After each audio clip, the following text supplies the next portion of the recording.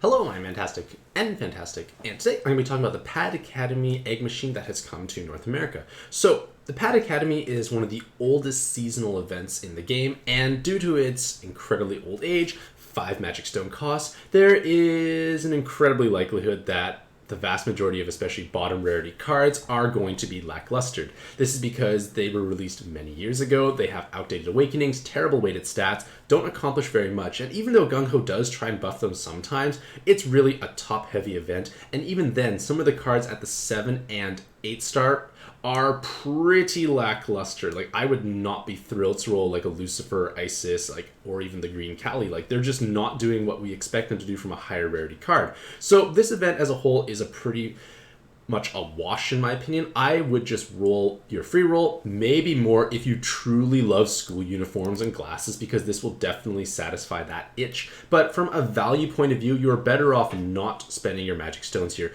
If truly interested in Valyria, maybe monster exchanging, but it's going to be a costly endeavor.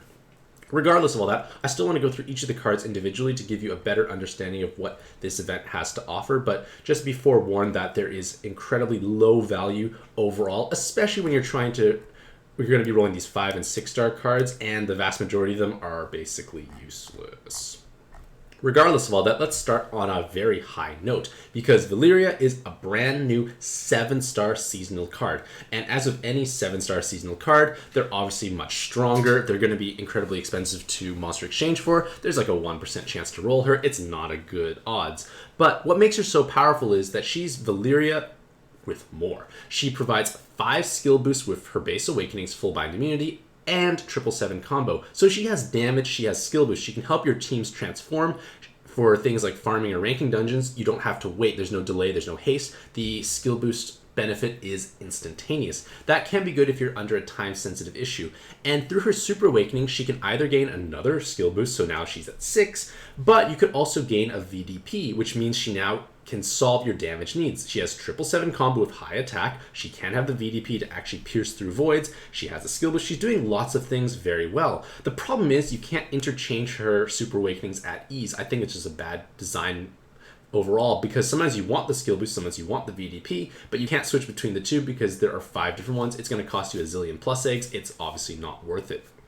But aside from her awakenings, her active skill is actually helpful as well. It's on a 10-turn cooldown, which is reasonable, but it provides you several small components, and when you put them all together, it's useful because you gain bonus orb movement time, you gain 2 times RCV, and a full board reshuffle. So if there are things that are locked, they get replaced randomly.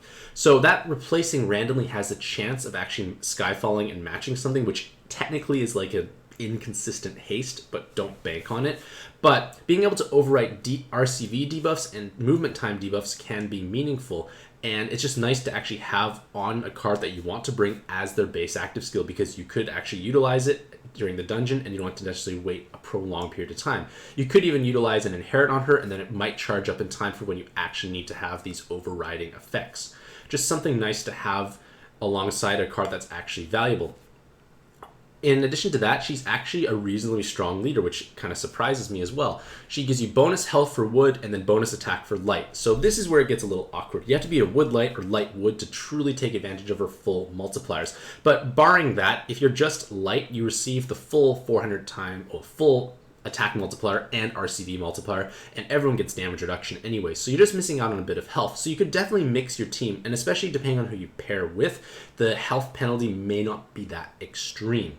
In terms of drawbacks, she does not have skill bind resist, so if you are using 2 of them or 2 of Valyria plus someone else without skill bind resist, just be aware that you must fulfill that coverage through a weapon assist in some way, shape, or form. But at this point in time, I feel like she's obviously truly luxurious, and it's just an expensive card to actually acquire over time. Like, in theory, you could utilize her on any Fasca team because of her attacker typing. It's going to definitely help because you have the skill boost to help Fasca transform. Valyria could even pair with Fasca. Like, all these multipliers work for Fasca, and it's just a matter of populating your team with light attackers who hopefully have a wood sub-attribute, but even without the wood sub-attribute, you'll still get by fine. So as a whole, she's incredibly strong, but again, rare, and she's featured in an event that is lackluster. In terms of her weapon assist, it's not worth pursuing considering how much better Valyria is in her base form. You do get a skill boost, and you do have 20% resist to all, so blind, jammer, and poison. So that is nice, but the problem is we have so many more cards nowadays with the super resists that give 100% coverage. So it's just not as magical or meaningful as it used to be. You might end up wasting some of these resists. Yes, the skill boost does help you transform, but if you're running cards like Super Reincarnated Susanoo, he does give you full blind resist. It's going to cover your needs there. Like, I'm just giving random examples of cards I can remember, but there's lots of cards that you're going to be using that have super resist nowadays. And it's just not as meaningful having these 20% scattered like this. It used to be stronger before, but now super resist, it's not as magical. And because of that, I would not convert to this weapon assist unless you just have so many Valyrias, you don't know what to do. And if you have that problem, well, that's not really a problem anymore. Now we come to the 8-star cards, and it's going to start to go downhill, but Riku and Distal are still viable and powerful because they are newer. So what makes them strong is that through their natural awakenings, they have a Cloud and a 10 combo and an L. So a nice amount of utility. It provides you, basically frees up some inheritance slots. You don't need to bring Cloud Resist, which definitely helps. And through their Super Awakenings, you can either choose Skill Boost Plus or 7 combo. And if you choose Skill Boost Plus, they are now a 4 Skill Boost card with Cloud Resist and a 10 combo and an L, which is always nice to have someone on the team. Pretty helpful for transforming. If you take the 7 combo route, you've got a 10 times personal damage card when hitting 10 or more combos. That's massive amounts of output. So we obviously want to utilize them on a 7x6 board, and amusingly enough, they can work for things like Fag and Rai if you can find a way to have a bigger board with their dragon typing. Other than that, they can be a little awkward because they can't fit on dire teams because they don't have god typing. But one thing I want to point to is their active skill, which is incredibly well tuned for the short cooldown it actually offers. For one turn, you have 1.5 times attack for dragons and 1.5 times RCD. So tiny little buffs. And they are reasonably insignificant as far as buffs go. It's one of the smallest ones you can have. But the main idea is you can overwrite debuffs. And debuffs are going to become more common as we advance through harder content. The new Arena 6 is going to have these as well. So if you can cancel these out on a 7-turn cooldown, that is meaningful. Furthermore, it provides a board changer you actually will want to have for rainbow teams. You have the ability to create fire, water, wood, light, hearts. And I know you are missing one color, but that's okay. You are able to, most rainbow leaders now activate from 4 colors anyway, so this shouldn't be an issue. And Riku and Distal are definitely going to be a powerful rainbow sub-solution for either skill boost or personal damage, and the Cloud Resist is just nice icing on the cake with a powerful active skill. And I want you to remember this active skill because it's going to make Academy Callie feel really bad about herself, because Academy Callie is the same 7-turn cooldown and they produce all 6 colors. So like they have the Dark Orbs included, but you don't get any of these extra benefits. So it's just like, here's power creep right here. Same rarity cards, both are 8-star cards. Riku and Distal are just miles ahead in terms of just the active skill. And then when we look at the Awakenings, and Academy Callie is just another train wreck disaster. You could have 4 skill boosts, which is nice, but you have Wood Rose and you have a Rainbow Board Changer, so you have 2 anti-synergistic components. Maybe if her active skill was for mono wood, like creates lots of wood orbs, maybe hard orbs alongside of it, could have been helpful, but you're creating a rainbow board, which is something you don't want to have on a mono wood team. And rainbow teams, well, we can find skill boosts in other places. Use Riku and Distal. You just have a better skill boost card anyways with more resist. She can have Cloud Resist and Super Awakening, but she has no personal damage. Her active skill does not provide anything special. She has no real other resist aside from a Cloud. Just a sad card all around that has really been neglected in my opinion. Like, I can't really remember a time when Academy Callie was truly amazing that people wanted to have her over at least the rare machine equivalent from the 6-star Godfist exclusive. Next is Academy Orochi, and Orochi has the capacity to be an 8 effective skill boost card. They have 4 naturally, and they have a 4-turn delay.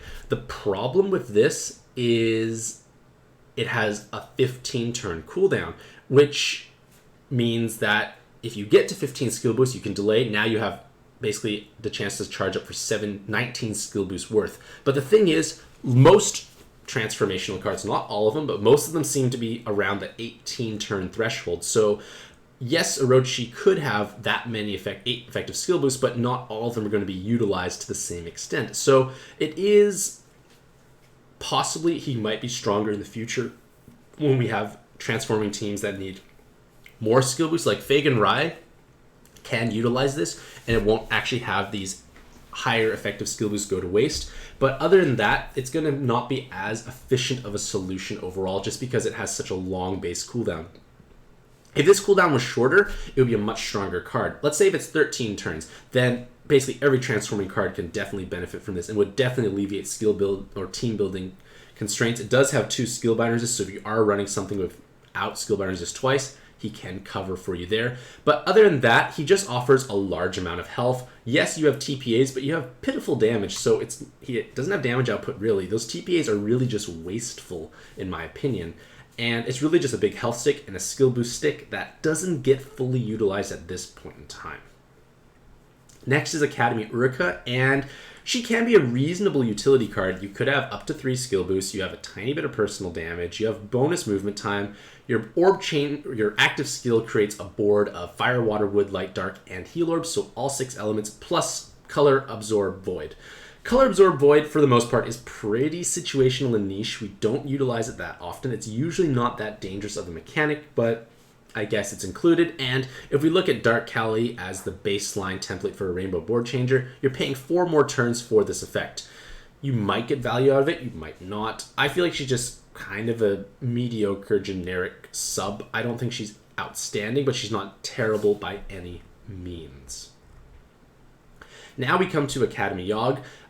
Academy Yogg has this evolution and a new Pixel evolution, but in their base form, they're basically like a regular Yogg, except they don't create hard orbs. They create a board of fire and wood, recover 40% of your max health, reduce awoken binds by 4 turns.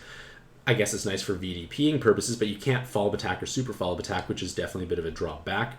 They have strong VDP potential, and their leader skill is the same, attack very hard when you're above 80% health of 2 with matching wood and fire, so less orb hungry overall, but it's pretty situational because Yogg's are just not that amazing. There are more efficient farming leaders out there. Maybe a ranking dungeon might like to have Academy Yogg on the team, maybe not. Hard to say, but their Pixel form has a bit more relevant uses right now. So with their Pixel form, they have 3 skill boosts. They have 2 VDPs with God Killer and Devil Killer. So strong personal damage when you match a box. You can gain another 7 combo or another VDP with your Super Awakenings, and they can be definitely a viable solution against gods or devils with voids, which amusingly enough is quite common in things like Altarena 3. You can crush Zeus Verse, Hera Nyx, and basically all the final floors because they're devils as well. So he can be a viable solution for those spawns. But one thing I want to mention is their physical typing, because Grigory teams love physical cards, and he still has the same powerful active skill, relatively speaking.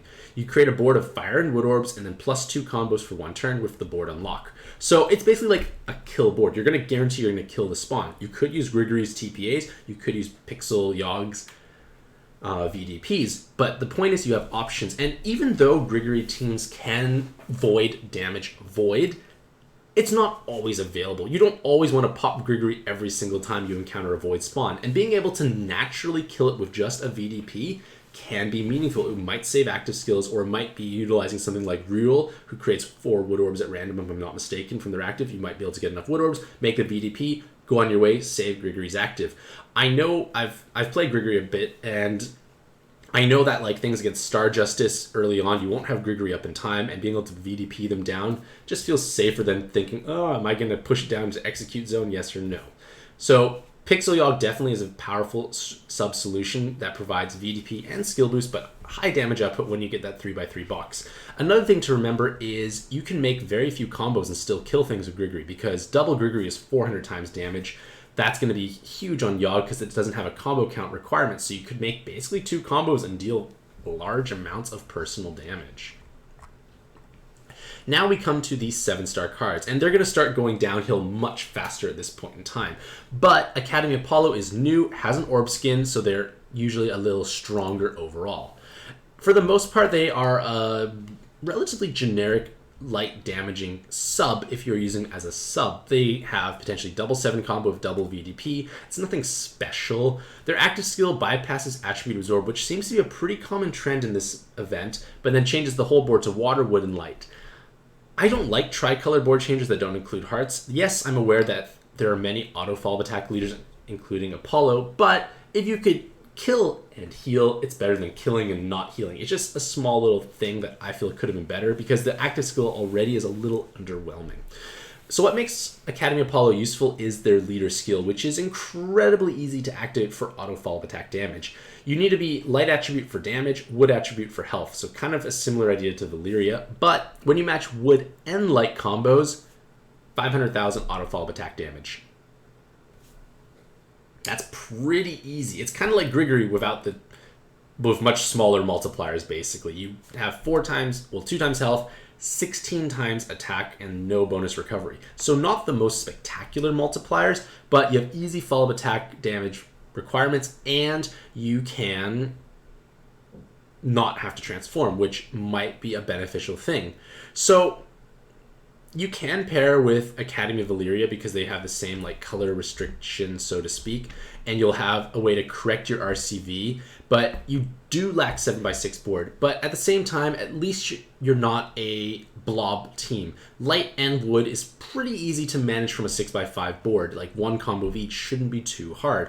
When you have to match, say, like 2 light combos or a row of like a blob of 6 light, that's when you'll have to stall more often. So he can be quite an easy leader to kind of breeze through content without much effort overall. But other than that, their sub potential is quite limited. Their active skill is mediocre, and you can directly purchase them if you like this orb skin as well, and if you like the card, but he does lack a bit of multipliers, I feel, overall. Next is Academy Rika, who is the last new card in this event. And she comes with 3 skill boosts, but a 2-turn delay, so potentially 5 effective skill boosts, which can be meaningful. She has double 7 combo with the chance to gain a VDP, and she has dragon and balance type killers, so she can be a reasonable damage solution. But I want to look at her leader skill because it's quite interesting. So it fixes your orb movement time at 8 seconds. You can never go above 8, but you never can go below 8. It can be a nice thing to have, especially when you're playing on a 6x5 board where it's not too big. 8 seconds should be enough to combo the board the way you want it, so it gives you another extra layer of security in that sense. But it's the fact that they boost combo count by 2 when matching 6 or more wood orbs at once. So they only benefit dragon types, so your team building is restrictive, but when you match a row of wood orbs, you are able to gain +4 combos with dual leaders. So this opens up a lot of interesting swipe farming or farming capabilities because you can create a row of wood orbs, swipe it, that's 5 combos. If there was a small combo shield in the dungeon, that took no effort to solve. Let's say it's a slightly bigger combo shield. Well, I make my row of wood, I match another combo here, another combo there, not too difficult, 7 combos. Pretty great, pretty easy to use. It can be a great way to farm content quickly that has small to medium combo shields because you don't require much effort, but even if they have bigger combo shields, you can definitely just combo more. If you have like a full board of wood orbs, or like say you use Zeus Dios for whatever reason, I know don't think he's on typing for dragon, but you could swipe a full board combos. Like, it's just a lot of interesting things you can do, and I know some players will definitely utilize this overall. But other than that, she is pretty restrictive. Like, utilizing dragons is a little harsh, and her active skill is definitely quite redundant with 2 leaders if playing through non-farming content, because yes, you make all orbs lock for 10 turns when they fall down, but I feel that spinners are not too big of a threat at this point in time. Maybe if we just start getting dungeons with spinners after spinners, this is potentially a great counter for it, because if every orb comes down locked, it will not be spun away, and you can loop her own active skill. Now we come to Academy Lucifer, who is somehow still the student council president, but he should have been impeached a long time ago because he is useless. You don't do anything useful. What are these awakenings? What is this stats? What is this active skill? Like, he's accomplishing nothing. Like, maybe he's pretty, but he's so bad it kind of hurts. Like, if I rolled a 7-star card and it was Lucifer, I would feel bad. Like, I have no usage for this guy whatsoever. And I kind of feel the same way about Isis, like how the mighty have fallen. Isis has basically the same awakenings from several years ago. She looks good if it was like 3-4 years ago. She would have been maybe kind of cool. Even then, she was okay. Her leader skill does have easy to achieve multipliers, but there are much better things out there.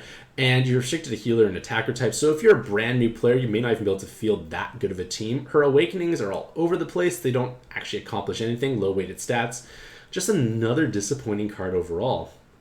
Thankfully, Gung-Ho is going to give us something a little bit more interesting through Academy Athena with her new evolution. So new evolution is not a new card necessarily. But with her green light form, she has 4 skill boosts. But the problem is she mixes Rose and TPAs. And that's just not really what we want to have, because you're wasting at least 2 to 3 of these awakenings regardless of what type of team you're playing on. It's just inefficient overall.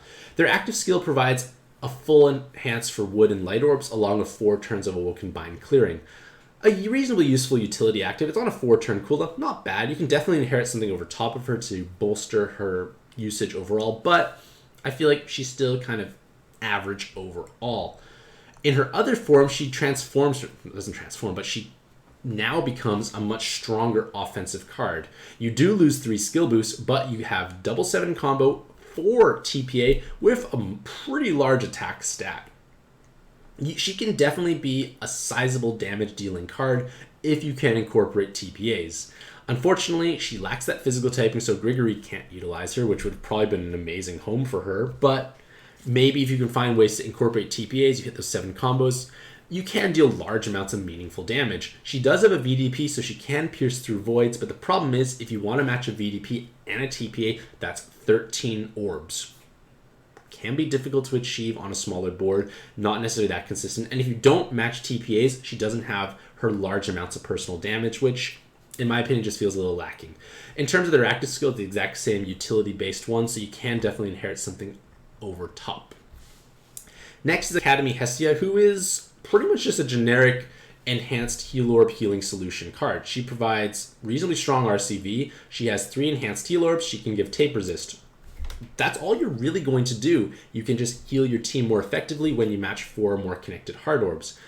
In terms of their active skill, again, it's that attribute absorb cancellation, which I already mentioned is relatively niche and situational. And then she creates a board of fire, wood, light, and hearts. So it's a 4 elemental board changer with hearts, which at least is better than no hearts, but because it's 4 elements, you do run the risk of orb troll. Like, if you're playing on a 6x5 board, there is still a reasonably high chance you won't spawn 5 hard orbs for that follow-up attack if that's the types of teams you are using, which can definitely be a bit of a drawback. So basically, in summary, she has a long cooldown with 12 turns. That's not that powerful of an orb changer, but she can at least heal your team, and that's really all she's going to be doing. So that's her primary usage.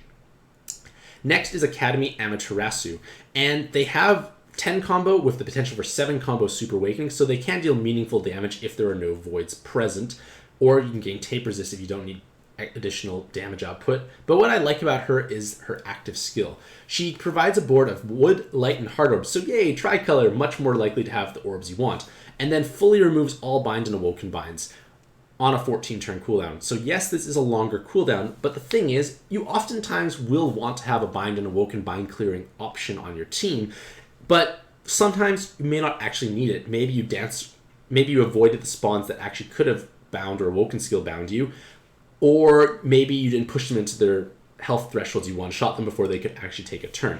Either way, there are chances you won't need to have it, but it's good to have. And the thing is, if you end up not needing this active skill for the bind and awoken bind clearing, you still have a very powerful and desirable orb board changer afterwards. And in my opinion, I like having these 2 components put together. I like my orb changers with my bind and awoken bind clearing because I'm never going to have a dead active skill. A useful board or orb changer is always good to have on a team, and coming with the bind and awoken bind clearing just makes it cleaner overall. I'm never going to be wasting my active skill, which is nice. The problem with Amaterasu is she cannot fit on like the best 7x6 teams at this point in time because she lacks the attacker typing, but people still utilize Tifa. Like, Tifa Haumuru is still more than capable enough of clearing Altarina 3 pretty easily, in my opinion. And Amaterasu is definitely a strong sub for that team because she capitalizes on the larger board. She has that desirable active skill. She has, well, RCV is kind of redundant, but if your team did not have such great RCV, it would definitely be helpful as well. So a nice solution to bind and awoken bind clearing, and has an orb skin so you can directly purchase. And now we're going to go downhill very quickly because we're entering the 6 and 5-star category. So for Academy Hathor, she can have 777, she can have double dragon, she can deal 72 times personal damage against dragon type spawns. Cool. But the problem is she has no VDP, she has abysmal weighted stats, and she really doesn't do much of anything. Like, her active skill, like, it's a gravity. Like, what are gravities? This is not 2016. We don't use gravities anymore. Things get voided out anyways. And then 2 turns of orb movement time. So you're basically a 13 turn cooldown for a little bit of movement time. Not good overall. So she's not accomplishing much. Like, if she had triple Dragon Killer, she definitely could be more interesting, because then she can compete with Kiri and possibly edge her out. Unfortunately, that is not the case, and it's going to be hard to really take advantage of her, because unless there's a dungeon with no voids that has a big fat dragon that you need to kill, Academy Hathor won't be utilized much. And the same thing can be said about Academy Ecolo, except for devils. They can have meaningful amounts of damage output against devils, but again, most things have void. They have low weighted stats. Their active skill, while at least shorter, only gives 1 combo count bonus and 1 haste. It's not really doing that much overall. Thankfully, Academy Susanoo is on the stronger end for a 6-star card. They offer 4 skill boosts, and either can gain a 10 combo or a Cloud Resist Super Awakening, because they already have 7 combo of TPA. So if you go for the 10 combo, you have 10 times personal damage plus TPAs if matched, so that is definitely meaningful. If you go for the Cloud, you have more utility. And he has God typing with Dark and Wood coverage, which could be beneficial for your dire teams, because it's 2 different colors. So now all you need to have is water on the team, and you solve all your color coverage. He provides skill boost, which can help you transform. And with his active skill, although it is a longer cooldown, it's 50% damage reduction for 5 turns. So you're doubling your effective health for 5 turns, which means you can survive things. You can tank gravity plus hits more easily, and it might mean you could potentially stall an extra turn or 2 before you transform, because you might have enough effective health to tank an incoming hit, especially if Dire is paired with A10, where you still have some multipliers from A10. So as a 6-star card, I feel it's pretty strong, but of course the drawbacks are there's no skill bind resist, and you have quite low weighted stats. And I feel at least his Rare Machine cousin, or Super Reincarnate Susanoo, who I mentioned earlier, is just a stronger Susanoo overall. Next is Academy Loki, who has a pretty similar template, I feel, to Susanoo. Like, they can gain Cloud Resist, they can have reasonable personal damage, but Loki at least throws in a VDP. Won't be as high personal damage if it's not a god or a machine spawn, but not bad. You have 2 skill boosts with 2 turns of haste, so you have 4 effective skill boosts as well, but you gain 3 times, or for 3 turns, 2.5 times attack damage for Dark and Wood cards. If there was an RCV component tagged onto this would be a much stronger card, but unfortunately you're just a bit of damage. And at this point in time, very little content requires a burst. Coliseum 2 requires a burst for many teams, but not all teams. Or Altarena 3 rarely requires a burst in my opinion, but maybe you might need it.